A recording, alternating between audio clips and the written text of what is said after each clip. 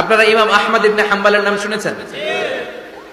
আমাদের ইসলামে চারটা মাযহাবের প্র্যাকটিস আছে, অনুশীলন। হানাফি, শাফিঈ, মালিকি। 4 নাম্বারটা কথা কন। আরো অনেক মাযহাব আছে, কিন্তু এই চারটা মাযহাব বেশি প্রসিদ্ধ। গোটা বিশ্বের মানুষগুলো কোরআন সুন্নাহর আলোকে যে আমলগুলো করে, এটা চারটা মাযহাবের রেফারেন্সের সাথে কোনো না কোনো ভাবে মিলে যায়। এটা প্রথমটা হচ্ছে হানাফি, দ্বিতীয়টা শাফিঈ, তৃতীয়টা 4 নাম্বারটা সবাই বলেন কি নাম? হাম্বলি। ইমাম আহমদ ইবনে হাম্বল এই মাযহাবের ধারক, বাহক, প্রতিষ্ঠাতা। তিনি ছিলেন জগৎ বিখ্যাত মুহাদ্দিস, ওনার পুরো জীবনটা উনি হাদিস সংগ্রহের কাজে ব্যয় করেছেন এবং একক স্বতন্ত্র হাদিসের গ্রন্থ হিসেবে পৃথিবীর সবচাইতে বড় যে হাদিসের কিতাব, ওইটার নাম হচ্ছে মুসনাদে আহমদ ইবনে হাম্বল। যারা আলেম ওলামা আছেন জানেন না? মুসনাদে আহমদ ইবনে হাম্বল, এটার মধ্যে প্রায় 40,000 হাদিসের কম্পাইলেশন আছে। সুবহানাল্লাহ, বাড়িতে গিয়ে বললেন। এত বিশাল হাদিসের গ্রন্থের রচয়িতা। ওনার শেষ জীবনে উনি হাদিস সংগ্রহের জন্য সফর করতেন। শীতের এক রাতে তিনি সফরে বেরিয়েছেন। এক মসজিদে মাগরিব আর এশার সালাত পড়ে তিনি ভাবলেন ফজরের সালাতে এই মসজিদে পড়ে সকালবেলা বেরোবো, যেহেতু বাইরে শীত, কই আর যাবো। ব্যাগ থেকে কাঁথা বের করে হাদিস পড়তে শুরু করেছেন আর ভাবলেন হাদিস পড়তে পড়তেই রাতটা কাটিয়ে দিই। কিন্তু মসজিদের দারোয়ান এসে বলে, মুরব্বী, মসজিদে তো থাকা যাবে না, আপনি বেরোন। আহমদ ইবনে হাম্বল অনুনয় বিনয় করলেন যে তোর কাছে হাত জোর করে ক্ষমা চাই বাবা, এই শীতের রাতে আমারে বের করে দিস না, আমি রাতটা মসজিদে কাটাতে চাই। আমি ফজরের নামাজেরও মুসল্লি এই মসজিদে, আমি ফজর করে তারপরে যাব। দারোয়ান সে না ছোট বান্দা, সে বলে না, মসজিদে থাকতে পারবেন না, বেরোন। না বেরোলে গাত্রী সহ ঘাট ধাক্কা দিয়ে বের করবে। চিনতে পারে নাই যেটা মুহাদ্দিসুদ দাহর, এই যুগের সর্বশ্রেষ্ঠ মুহাদ্দিস ইমাম আহমদ ইবনে হাম্বল। এখন উনি আর কি করবেন, কিছু করতে না পেরে ব্যাগ নিয়ে বের হয়ে গেলেন। প্রচন্ড শীতের রাতে, কনকনের শীতে তিনি কাঁপছেন। হাঁটতে হাঁটতে চলতে চলতে হঠাৎ দেখলেন একটা বাজার। ওই বাজারে এক খাব্বাজ, রুটির দোকানদার, শাবুন খাব্বাজ, যুবক রুটি বানাচ্ছে। যে সালাম দিলেন, আসসালামু আলাইকুম। বাবা, শীতের রাতে বিপদে পড়েছে, যাওয়ার জায়গা নেই। তোমার যে চুলাতে তুমি রুটি বানাও, এই চুলার পাশে বসে যদি সারা রাত আমি কাটিয়ে দেই আর চুলা থেকে আগুন পোয়াই, তোমাকে কোনো ক্ষতি হবে?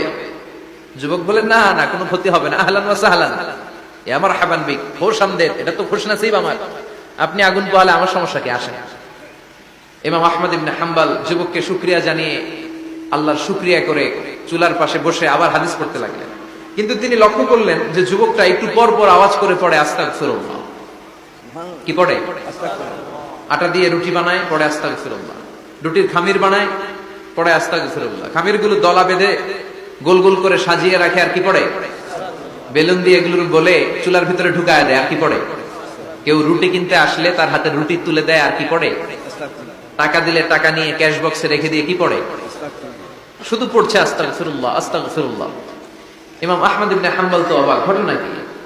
এই যুবকের হলোটা কি? শুধু আস্তাগফিরুল্লাহ। তিনি হাদিসের কিতাবটা বন্ধ করে যুবককে জিজ্ঞেস করলেন, বাবা, আসার পর থেকেই দেখছি তুমি শুধুই পড়ছো আস্তাগফিরুল্লাহ, আস্তাগফিরুল্লাহ, আস্তাগফিরুল্লাহ, ঘটনাটা কি? কেন এত তুমি ইস্তিগফার করো? যুবক বলল, এটা আমার একটা চিরাচরিত আমল, সব সময় আমি এই আমলটা করি। আমি সব সময় ইস্তিগফারের সাথে আঠার মতো লেগে থাকি, আর সব সময় ইস্তিগফার করার কারণে আল্লাহ তাআলা আমাকে মুস্তাজাবুদ দাওয়া বানিয়ে দিয়েছে। মানে আমি দোয়া করলেই দোয়া কবুল হয়ে যায়। এই জীবনে আমি যত দোয়া হাত তুলে করেছি, মুহূর্তের মধ্যে আমার দোয়াগুলো কবুল করে নিয়েছে কে? আল্লাহ। শুনে তো ইমাম আহমদ ইবনে হাম্বল অবাক, বলে কি, আনতা মুস্তাজাবুদ দাওয়া? তুমি মুস্তাজাবুদ দাওয়া? তুমি দোয়া করলেই কবুল? না, আনা মুস্তাজাবুদ দাওয়া। হ্যাঁ, আমি দোয়া করলেই কবুল হয়ে যায়। তুমি জীবনে যা দোয়া করেছো সব পেয়েছো? হ্যাঁ, আমি জীবনে যা দোয়া করেছি আমি সব পেয়েছি। সব দোয়া কবুল হয়েছে আমার জীবনে, শুধু একটা দোয়া ছাড়া। ইমাম আহমদ ইবনে হাম্বলের কৌতূহল আরো বেড়ে গেল। সব দোয়া তোমার কবুল হয়েছে, একটা দোয়া কবুল হয় নাই, সেটা আবার কি? যুবক বলতে আরম্ভ করলো, আমার যে দোয়াটা কবুল হয় নাই সেটা হচ্ছে আমি আল্লাহর কাছে অনেকবার দোয়া করেছি, আল্লাহ, শুনেছি এই জামানার সবচেয়ে বড় মুহাদ্দিস, তার নাম নাকি ইমাম আহমদ ইবনে হাম্বল। আল্লাহ, তোমার কাছে আমার আকুতি, তোমার কাছে আমার মিনতি, আমি যেন এত বড় মুহাদ্দিসের হাতে হাত রেখে মুসাফা করতে পারি আর তার কপালে একটা চুমু দিতে পারি। আমার এই দোয়াটা আজও কবুল হয় নাই। আজও আল্লাহ তাআলা এই দোয়াটা কেন যে কবুল করেন আমি জানি না। একথা শুনে ইমাম আহমদ ইবনে হাম্বল আবেগপ্রবণ হয়ে গেলেন, আর নিজেকে ধরে রাখতে পারলেন না, চোখের পানি ছেড়ে দিলেন। আর বললেন, ইয়া শাব, হে যুবক, আহমদ ইবনে হাম্বলের সাথে দেখা করার জন্য তোমার আহমদ ইবনে হাম্বলের দরবারে যাওয়ার দরকার নাই, তোমার এই দোয়াটাও আল্লাহ কবুল করে নিয়েছে। আহমদ ইবনে হাম্বল দেখা দেওয়ার জন্য তোমার দরবারে ছুটে এসেছে। আনা আহমদ ইবনে হাম্বল মুহাদ্দিসুদ দাহর, আমি হচ্ছে আহমদ ইবনে হাম্বল।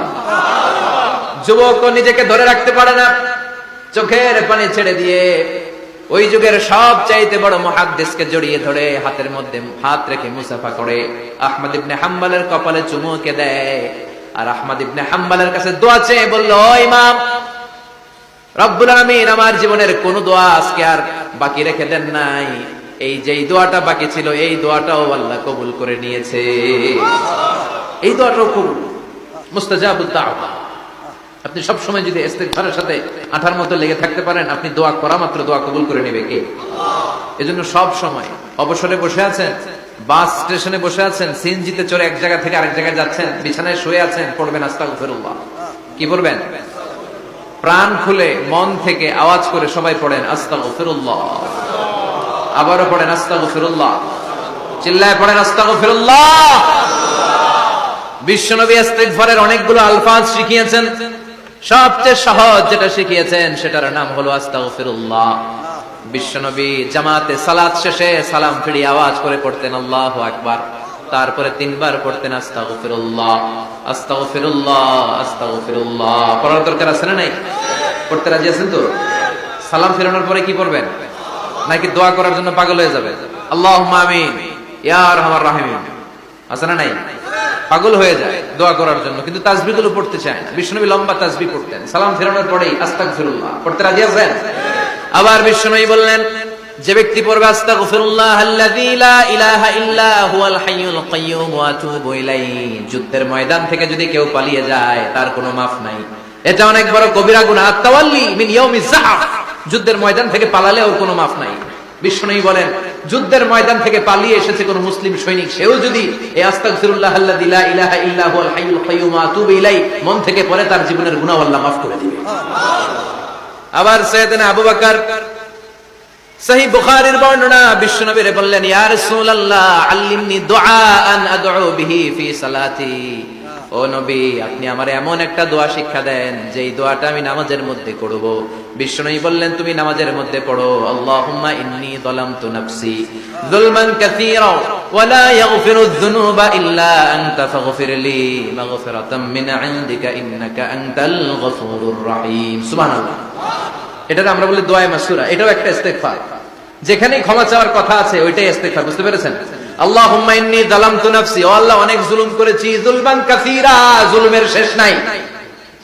ওয়া লা ইয়াগফিরুয যুনুবা ইল্লা আনতা, আপনি ছাড়া এই জুলুম আর পাপ ক্ষমা করার কেউ নাই। ফাগফিরলি মাগফিরাতাম মিন ইনদিক, নিজ গুণে আমার গুনাহ ক্ষমা করে দে।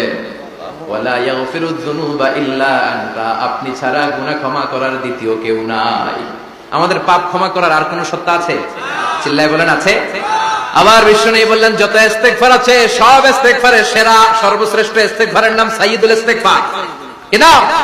সহিহ বুখারীর বর্ণনা, শাদ্দাদ ইবনে আউস রাদিয়াল্লাহু তাআলা আনহু বর্ণনা করে বলেন, কেউ যদি দিনের বেলা একবার সাইয়্যিদুল ইস্তিগফার পড়ে, ওই দিন যদি লোকটার মৃত্যু হয়ে যায়, মুহূর্তের মধ্যে লোকটার জান্নাতি ঘোষণা দিয়ে দিবে কে? রাত্রি বেলা যদি কেউ সাইয়্যিদুল ইস্তিগফার একবার পড়ে, ওই রাতে ইন্তেকাল হলে তার জীবনের সব গুনাহ মাফ করে দিয়ে ওই লোকটারেও জান্নাতি করে দিবে কে? দিনে যদি সাইয়্যিদুল ইস্তিগফার একবার পড়েন, ওই দিনে ইন্তেকাল করলে আপনি জান্নাতি। রাতে যদি সাইয়্যিদুল ইস্তিগফার কেউ পড়েন, ওই রাতে ইন্তেকাল হলে আপনি জান্নাতি। এটা সহিহ বুখারীর বর্ণনা। সব ইস্তিগফারের রাজা, শ্রেষ্ঠ ইস্তিগফার। মুখস্থ আছে না? কার কার মুখস্থ আছে? হাত তুলেন। সাইয়্যিদুল ইস্তিগফার মুখস্থ আছে কার? মাশাআল্লাহ, তাবারাকাল্লাহ। এটা আপনাদের বাড়ির কাজ দিলাম। যাদের মুখস্থ নাই তারা গুগলে সার্চ করবেন সাইয়্যিদুল ইস্তিগফার, লেখা মাত্রই পেয়ে যাবেন। বইতে আছে, বিভিন্ন ইসলামিক দোয়ার বইতে আছে, গুগলে ইউটিউবে সার্চ দিলে পেয়ে যাবেন। এই সাইয়্যিদুল ইস্তিগফার প্রতিটা মুমিনের অন্তরে থাকার দরকার আছে না নাই? আল্লাহুম্মা আনতা রাব্বি লা ইলাহা ইল্লা আনতা খালাকতানি ওয়া আনা